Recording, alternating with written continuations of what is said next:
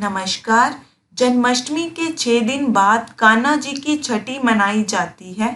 इस दिन भक्तजन विधि विधान से भगवान की पूजा करके कड़ी चावल बनाते हैं। साथ ही कृष्ण जी को पीले रंग के वस्त्र पहनाकर माखन मिश्री का भोग लगाया जाता है।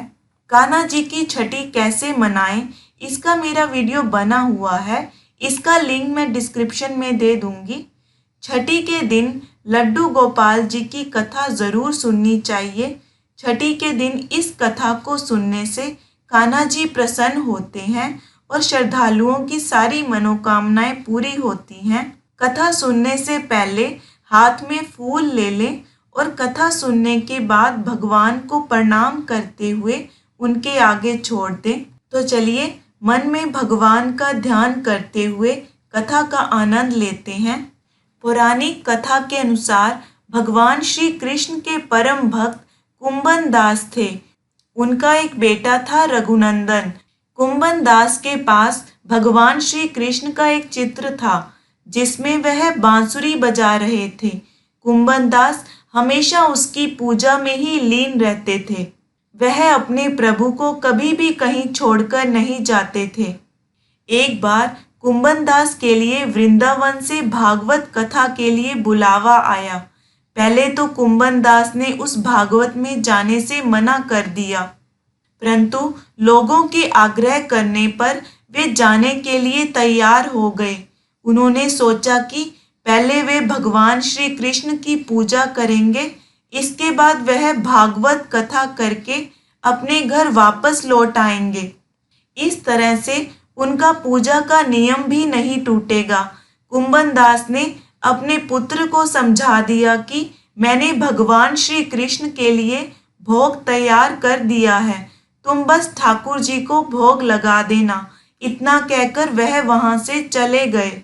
कुंभन दास के बेटे ने भोग की थाली ठाकुर जी के सामने रख दी और उनसे विनती की कि वह आए और भोग लगा लें। रघुनंदन मन ही मन ये सोच रहा था कि ठाकुर जी आएंगे और अपने हाथों से खाएंगे जैसे सभी मनुष्य खाते हैं। कुंभन दास के बेटे ने कई बार भगवान श्री कृष्ण से आकर खाने के लिए कहा, लेकिन भोजन को उसी प्रकार से देखकर वह निराश हो गया और रोने लगा।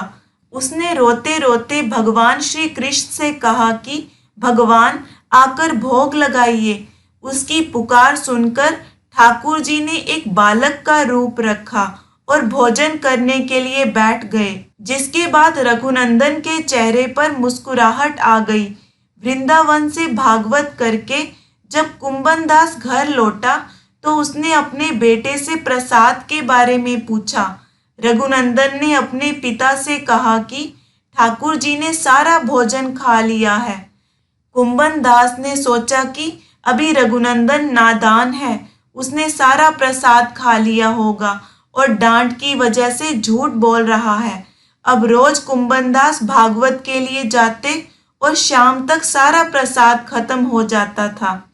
कुंभन दास को लगा कि अब उनका पुत्र कुछ ज्यादा ही झूठ बोलने लगा है, लेकिन उनका पुत्र ऐसा क्यों कर रहा है। कुंभन दास ने एक दिन लड्डू बनाकर थाली में रख दिए और दूर छिपकर देखने लगे। रघुनंदन ने उस दिन भी रोज की ही भांति ठाकुर जी को आवाज दी और ठाकुर जी एक बालक के वेश में कुंभन दास के बेटे के सामने आ गए। रघुनंदन ने ठाकुर जी से फिर से खाने के लिए आग्रह किया, जिसके बाद ठाकुर जी लड्डू खाने लगे। कुंभन दास जो दूर से इस घटना को देख रहे थे, वह तुरंत ही आकर ठाकुर जी के चरणों में गिर गए। ठाकुर जी के एक हाथ में लड्डू और दूसरे हाथ का लड्डू मुंह में जाने ही वाला था, लेकिन ठाकुर जी उसी समय वहीं पर जमकर रह गए। तभी से श्री कृष्ण के इस रूप की पूजा की जाने लगी और उनका नाम लड्डू गोपाल पड़ा। बोलो श्री कृष्ण भगवान की जय, लड्डू गोपाल की जय।